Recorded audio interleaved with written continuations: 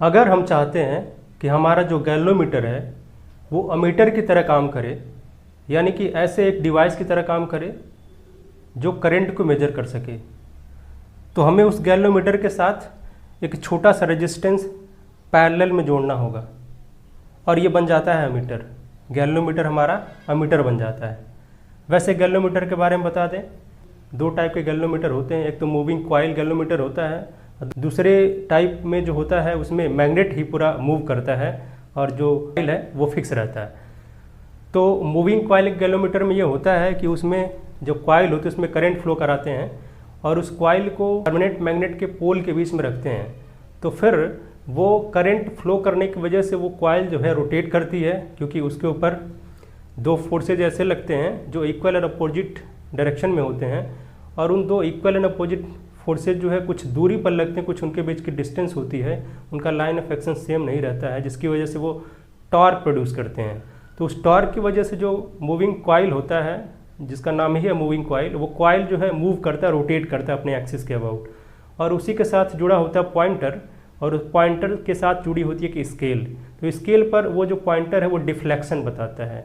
तो छोटी सी करंट जो फ्लो करती है उसकी वजह से उस डिवाइस में, यानी गैल्वेमीटर क्या करता है, उसके लिए छोटे से करंट के लिए एक बड़ा सा डिफ्लेक्शन बताता है। मतलब अगर ज़रा से भी करंट फ्लो कर रही है सर्किट में तो वो उसको ये बताता है, डिटेक्ट कर लेता है, थोड़ी सी करंट को भी ये डिटेक्ट कर लेता है।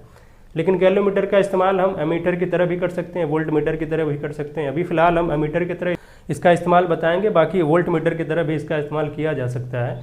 एमीटर की तरह इस्तेमाल करने के लिए इस गैल्वेमीटर के साथ हम क्या करेंगे, एक छोटा सा एक रेजिस्टेंस लगाएंगे। ये स्मॉल रेजिस्टेंस है जिसकी वैल्यू कितनी बहुत छोटी है, और इस वजह से नहीं, यहाँ पर हम इस रेजिस्टेंस को आर एस लिख सकते थे, छोटा सा रेजिस्टेंस या आर लिख सकते थे, लेकिन यहाँ एस लिखा है इस वजह से क्योंकि जब हम किसी डिवाइस के पैरेलल में कोई रेजिस्टेंस जोड़ते हैं तो उसे शंट कहते हैं। ठीक है, इस एस का मतलब हो गया होता है शंट। इस रेजिस्टेंस को ही जो हम पैरेलल में जोड़ते हैं उसे शंट कहते हैं, तो इसी वजह से यहाँ कैपिटल एस लिखा गया है। बाकी गैल्वेमीटर के लिए कैपिटल जी है। अब देखें, हमेशा हम जो है सर्किट में अमीटर को जो भी डिवाइस है जहाँ हमें मेजर करना कितनी करंट फ्लो कर रही है उसके सीरीज में रखते हैं। ठीक है, क्यों? क्योंकि पूरी जो करंट आ रही है पूरी की पूरी वो अमीटर से पास हो, ताकि अमीटर पूरा जो करंट है उसको मेजर कर सके। ठीक है, अगर पैरेलल में रखेंगे तो करंट बढ़ जाती है, अमीटर में कुछ और जाएगी और जो दूसरा है डिवाइस में कुछ और जाएगी, तो हम एग्जैक्टली मेज़र नहीं कर पाएंगे। इस वजह से एमीटर को हमेशा सीरीज में जोड़ते हैं। तो यहाँ एक पूरा एमीटर बन चुका है। गैल्वेमीटर के साथ भले हमने पैरेलल में यहाँ रेजिस्टेंस जोड़ा है, लेकिन इस पूरे एमीटर जो बना हुआ है, इसको जो रेजिस्टेंस को पैरेलल में रखने के बाद, गैल्वेमीटर के साथ पैरेलल में रखने के बाद ये पूरा एमीटर बना हुआ है।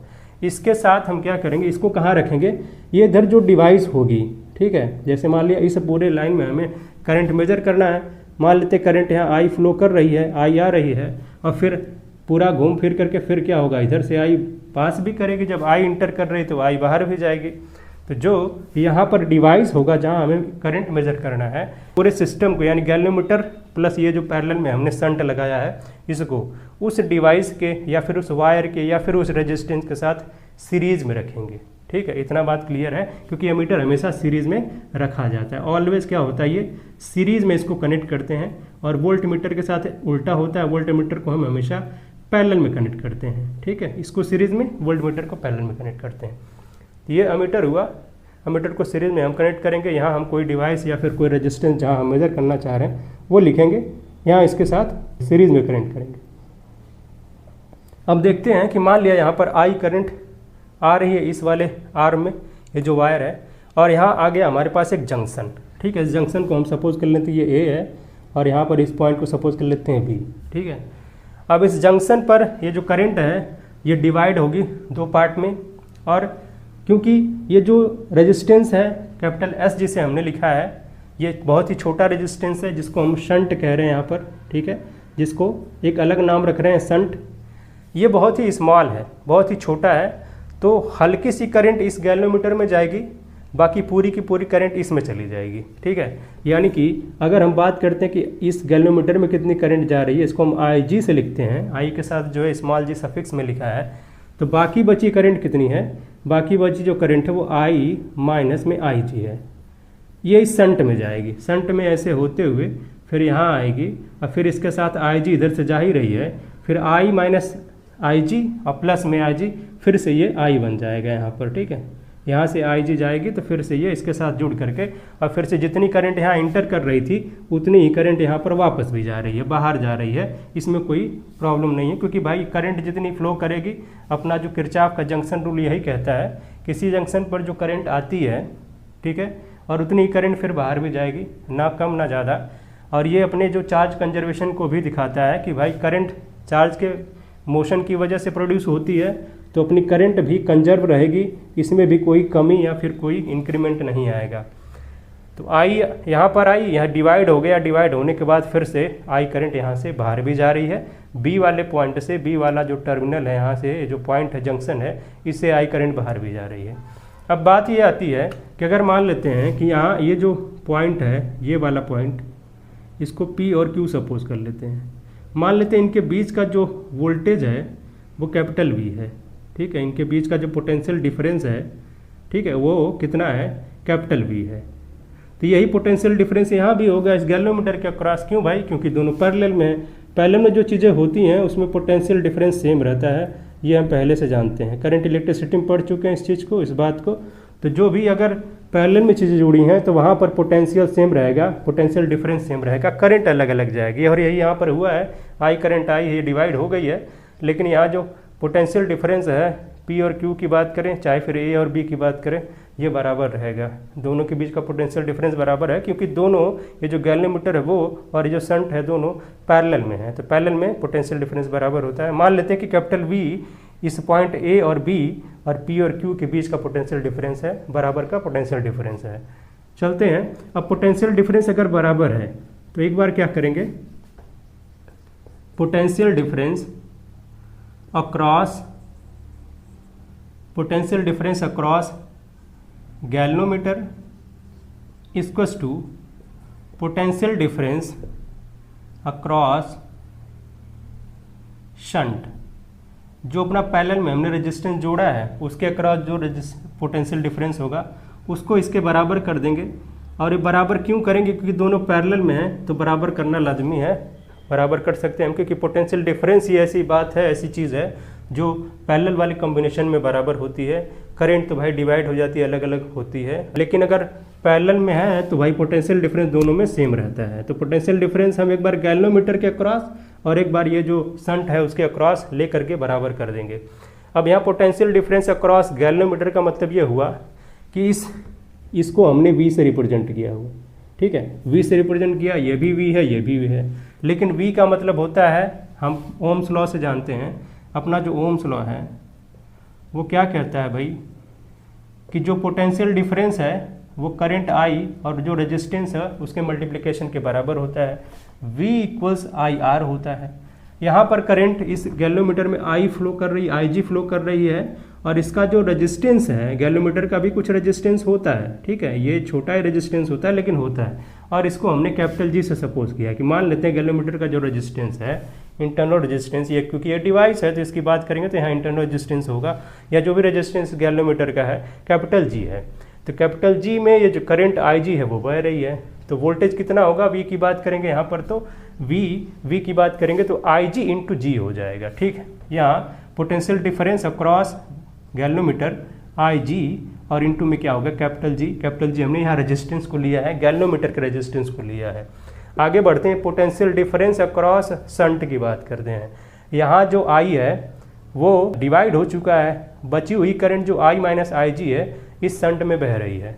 तो यहाँ भी ये वाला ओम्स लॉ लगाएंगे और I करंट तो लिखेंगे I माइनस में IG लिखेंगे, ये जो रिमेनिंग करंट है वो हो गई, उसके साथ ये जो रेजिस्टेंस है उसकी वैल्यू लिखना पड़ेगा, मतलब ये कैपिटल S को लिख लेते हैं, ठीक है। वो जो पोटेंशियल डिफरेंस है दोनों के अक्रॉस, गैल्वेनोमीटर और शंट के अक्रॉस बराबर कर दिया है।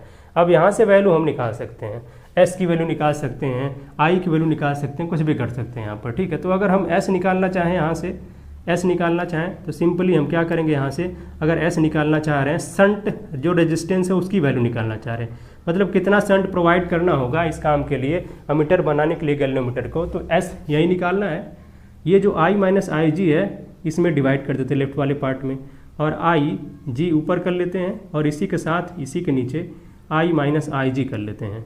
उसके साथ उसके बाद ये जो जी है वो पहले से ऑलरेडी इसके साथ मल्टीप्लिकेशन में है, यहाँ हम कैपिटल जी की वैल्यू को लिख देंगे। तो शंट रेजिस्टेंस की अगर वैल्यू पूछा जाए और या फिर इसका मान पूछा जाए, उसका जो न्यूमेरिकल वैल्यू है ये पूछा जाए, तो ये इस फार्मूले से निकाल सकते हैं हम। जहाँ अगर हमें आई और आई जी पता है तो आसानी से ये निकाल सकते हैं। अगर हमें आई और आई जी वगैरह पता करना है तो अगर आई जी यहाँ पर पता करना है, इस इक्वेशन को थोड़ा सा और सिंप्लीफाई करेंगे। आई जी इंटू कैपिटल जी है, इधर साइड में क्या करेंगे मल्टीप्लाई कर लेते हैं इसको इसमें, इन दोनों में। तो आई और उसके साथ एस रहेगा और माइनस है आई जी के साथ एस कर देंगे। और आई जी अगर हमें निकालना है तो आई जी देखें दो जगह है, एक तो यहाँ पर है एक तो यहाँ पर है। इन दोनों को एक साथ लाना भी ज़रूरी है क्योंकि आई जी निकालना है तो ऐसा करना पड़ेगा हमें। और यहाँ आई जी और ये आई जी इंटू एस, आई जी इंटू जी, आई जी इंटू एस, ये प्लस में हो जाएगा जब इधर जाएगा तो फिर, और आई जी कॉमन ले लेंगे। तो आई जी कॉमन लिया, बचा क्या है हमारे पास कैपिटल जी और एस, इसको हम ब्रैकेट में कर लेते हैं, और आई और इंटू एस बचा हुआ है।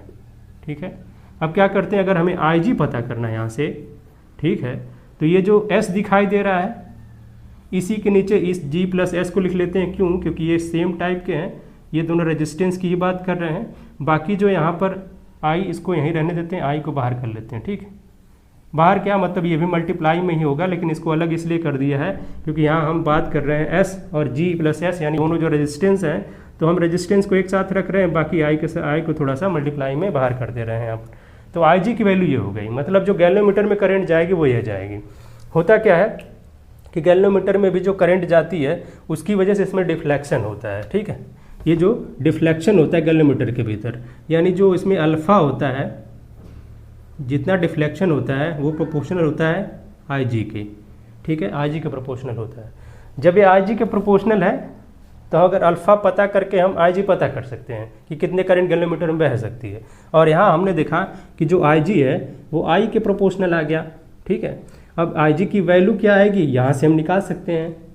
तो अगर ये अल्फ़ा आई जी के प्रोपोर्शनल है और आई जी जो है, आई जी आपका आई के प्रोपोर्शनल है, तो आसानी से ये जो अल्फ़ा है, ठीक है, इसको हम क्या कर सकते हैं, डायरेक्टली आई के प्रोपोर्शनल भी कर सकते हैं। डिफ्लेक्शन को हम क्या कर सकते हैं, इसको आई के प्रोपोर्शनल निकाल सकते हैं। मतलब डायरेक्टली जो आई करंट है, आई जी की बात ना करें, आई यानी जो करंट इसमें बह रही है, ठीक है, गैल्वेमीटर में नहीं पूरे सर्किट में बह रही है, उसकी वैल्यू को हम यहाँ पर मेजर कर सकते हैं। क्यों? क्योंकि किसके टर्म में, यहाँ पर डिफ्लेक्शन के टर्म में। ठीक है, क्योंकि आई, ये जो अल्फ़ा है, अल्फ़ा तो आई जी पर के प्रोपोर्शनल है ही, आई जी जितना होगा तो अल्फ़ा इतना होगा, और आई जी जो है इसके प्रोपोर्शनल है। इस तरीके से हम इसको एडजस्ट कर सकते हैं, गैल्वेमीटर को अमीटर के तरीके से यूज़ कर सकते हैं बिल्कुल आसानी से। हमारे पास कॉन्फ़िगरेशन जो अपना फार्मूला था, जो मतलब जो हमें टेक्निक यहाँ यूज़ करनी थी वो ये थी कि जो गैल्वेमीटर है उसी के पैरेलल में हमने एक छोटा सा रेजिस्टेंस लगा देना है जिसकी वैल्यू बहुत कम होनी चाहिए, इसको शंट भी कहा जाता है। तो अगर कभी पूछा जाए कि गैल्वेमीटर जो अमीटर बनाते हैं तो उसमें ये जो पैरेलल में रेजिस्टेंस लगाते हैं उसको क्या कहते हैं, तो शंट कहते हैं भाई। कभी कभी ऐसा पूछा जा सकता है कि गैल्वेमीटर को जब हम अमीटर या वोल्टमीटर के तरीके से यूज़ करते हैं तो उसमें किस कम्बिनेशन में, या अमीटर के केस में या फिर वोल्टमीटर के केस में, इस पैरेलल वाले रेजिस्टेंस को शंट कहा जाता है। तो बिल्कुल ये अमीटर की तरह जब यूज़ करते हैं तभी इसको शंट कहा जाता है। जब वोल्टमीटर की तरह यूज़ करेंगे तो उसको शंट नहीं कहा जाएगा, उसको नॉर्मल रेजिस्टेंस कहा जाएगा, कैपिटल आर से रिप्रेजेंट भी करेंगे उसको। डिफ्लेक्शन तो मेजर करेगा ही करेगा, लेकिन साथ ही साथ पूरी करंट को भी मेजर करके बताएगा, और वो भी डिफ्लेक्शन के फॉर्म में। ठीक है, डिफ्लेक्शन ये होता है, डिफ्लेक्शन में क्या होता है, डिफ्लेक्शन में हल्की सी करंट जब फ्लो करती है तो डिफ्लेक्शन पूरा जो है, पूरा बहुत ज़्यादा बड़ा लार्ज डिफ्लेक्शन आता है, बड़ा डिफ्लेक्शन आता है। इस तरीके से जो अब कैपिटल ये आई फ्लो करेगा तो आई जो फ्लो करेगा इसकी वजह से भी डिफ्लेक्शन आएगा, और जब फिर डिफ्लेक्शन को मेजर करके हम करंट के बारे में पता लगा सकते हैं कितनी करंट इसमें बह रही है। टोटल जो आई करंट है उसको आसानी से यहाँ मेजर कर सकते हैं। तो गैल्वेमीटर का ये एमीटर वाला जो कन्वर्जन है, ठीक है, एमीटर की तरह यूज़ करना, जब ये एमीटर की तरह वर्क कर रहा है, वर्किंग एज एमीटर, तो ये आज हमने पूरा बिल्कुल फिगर के साथ समझा है। एक बात और बता दें कि यहाँ जो अपना ये आएगा, ये दो चीज़ें हैं, जी कैपिटल जी और कैपिटल एस। अगर हम यहाँ बात करें कि इनका जो इफेक्टिव रेजिस्टेंस होगा, ठीक है, इफेक्टिव रेजिस्टेंस को हम यहाँ पर आर इफेक्टिव ले लेते हैं। तो देखें ये पैरेलल में है, पैरेलल में जब हम जोड़ते हैं, दो रेजिस्टेंस को कंबाइन करते हैं तो अपना ऐसे ही आता है ना, 1/, एक तो एस है और दूसरा क्या है, कैपिटल जी है। जब इसको सॉल्व करते हैं तो यहाँ पर जी एस आएगा या एस जी आएगा, और यहाँ पर क्या आएगा, जी प्लस एस आएगा। ठीक है, तो यहाँ से जब आर इफेक्टिव निकालते हैं, आर इफेक्टिव यानी कि जो इफेक्टिव रेजिस्टेंस आएगा वो जी एस अपॉन में जी प्लस एस आता है। ठीक है, आर इफेक्टिव। और ये वैल्यू ना इन दोनों से, चाहे जी की बात कर लें चाहे एस की बात कर लें, एस तो बहुत छोटा लगाया है हमने जानबूझ करके, तो ये एस से भी बहुत छोटा होता है। ठीक है, मतलब अगर हमने जो स्मॉलर रेजिस्टेंस लिया है, स्मॉलर रेजिस्टेंस यहाँ पर जो भी है, चाहे जी है चाहे एस है, चाहे गैल्वेमीटर का रेजिस्टेंस कम है, चाहे यहाँ पर जो स्मॉल रेजिस्टेंस लगा है वो वाली वैल्यू कम है, तो अभी जो इफेक्टिव रेजिस्टेंस आएगा वो उससे भी कम आएगा, जो स्मॉलर है उससे भी स्मॉलर आएगा, यानी स्मॉलेस्ट आएगा। ठीक है, इन तीनों के केस में यहाँ पर जो दोनों के केस में यहाँ पर स्मॉलेस्ट आएगा, मतलब इन सब से, इन दोनों के एस से या जी से वैल्यू ये छोटी आएगी। और इसी वजह से ये हमने पैरेलल कॉम्बिनेशन किया भी है, क्योंकि करंट हमें चाहिए मैक्सिमम, करंट मैक्सिमम कम मिलेगी जब रेजिस्टेंस अपना कम होगा। रेजिस्टेंस कब कम होता है, जब हम पैरेलल में कोई चीज़ जोड़ते हैं, और पैरेलल में अगर ध्यान देंगे कि पैरेलल में जो हमने छोटा अगर जोड़ा है, ये अगर ये वैल्यू यहाँ पर बड़ी है, लेकिन इसके साथ अगर पैरेलल में हमने छोटा रेजिस्टेंस जोड़ दिया है, तो जो अपना कॉम्बिनेशन आता है, इफेक्टिव रेजिस्टेंस आता है, वो छोटे वाले से भी छोटा आता है। यही इसमें खास बात होती है पैरेलल कॉम्बिनेशन की, और इस वजह से यहाँ पर हम जो है वोल्ट मीटर को अमीटर की तरह यूज़ कर पा रहे हैं, पूरी करंट फ्लो करा रहे हैं, मैक्सिमम करंट फ्लो करा रहे हैं, उस वैल्यू को भी हम मेजर कर पा रहे हैं उसके डिफ्लेक्शन के फॉर्म में। बाकी ये हमने पूरा फिगर बनाया है, बेसिक से हमने समझाया भी है कि जो करंट फ्लो कर रही है यहाँ पर डिवाइड होगी, कुछ नहीं करना है यहाँ पर, बस गैल्वेमीटर के साथ पैरेलल में एक छोटा सा रेजिस्टेंस जोड़ना है, अमीटर बन जाएगा। और वोल्ट मीटर का भी थोड़ा सा यहाँ पर हम ग्लिम्स दे देते हैं, उसमें क्या करना होगा, ये गैल्वेमीटर जो दिखाई दे रहा है उसी के साथ एक रेजिस्टेंस जोड़ेंगे, इसका रेजिस्टेंस हाई होगा, और इसके सीरीज में जोड़ेंगे। यहाँ छोटा रेजिस्टेंस जोड़ा हमने पैरेलल में, और उस केस में क्या करेंगे, जब हम गैल्वेमीटर को वोल्ट मीटर की तरह यूज़ करेंगे, इस गैल्वेमीटर के साथ एक हाई रेजिस्टेंस वाला रेजिस्टेंस जोड़ेंगे और इसके सीरीज में जोड़ेंगे। उस समय होगा क्या, वोल्ट मीटर की तरह जब काम करेगा तो करंट हमारी सेम आएगी, क्योंकि ये दोनों सीरीज में जुड़े होंगे और करंट सेम आएगी। वहाँ अंतर क्या आएगा, डिफरेंट क्या आएगा, पोटेंशियल डिफरेंस आएगा। तो हम करंट निकाल लेंगे आसानी से, करंट निकालेंगे, फिर उसके बाद जो अपना इफेक्टिव रेजिस्टेंस उसको भी निकाल सकते हैं। और ये इफेक्टिव रेजिस्टेंस जो यहाँ पर कम आया है, स्मॉलर ऑफ द स्मॉलर आया है, ठीक है, यहाँ वहाँ पर क्या आएगा, हायर ऑफ द हायर आएगा, जो बड़ा रेजिस्टेंस है उससे भी ज़्यादा बड़ा ये रेजिस्टेंस आएगा। उस केस में जब हम गैल्वेमीटर को अमीटर के तरीके से यूज़ करेंगे, तो वो हम अगली वीडियो में देखेंगे। अभी फिलहाल हमने क्या किया है कि अमीटर की तरह गैल्वेमीटर को इस्तेमाल करके कैसे वर्क करता है, ये पूरी वर्किंग हमने बताई है। आई होप कि आप सबको ये बहुत अच्छे तरीके से समझ में आ गया होगा। अगर फिर भी कोई डाउट है या फिर कोई क्वेश्चन है इस टॉपिक से रिलेटेड, कि जब हम गैल्वेमीटर को वोल्ट मीटर की तरह या अमीटर की तरह यूज़ करते हैं, तो क्या कुछ क्वेश्चन आपके दिमाग में अराइज होता है, आप कमेंट बॉक्स में हमें कमेंट कर सकते हो, फिर हम उस चीज़ को ज़रूर क्लियर करेंगे, आपके डाउट को क्लियर करेंगे। फिर मिलते हैं ये जो गैल्वेमीटर है उसका जो वोल्ट मीटर वाला वर्जन है उसके साथ नेक्स्ट टाइम नेक्स्ट क्लास में।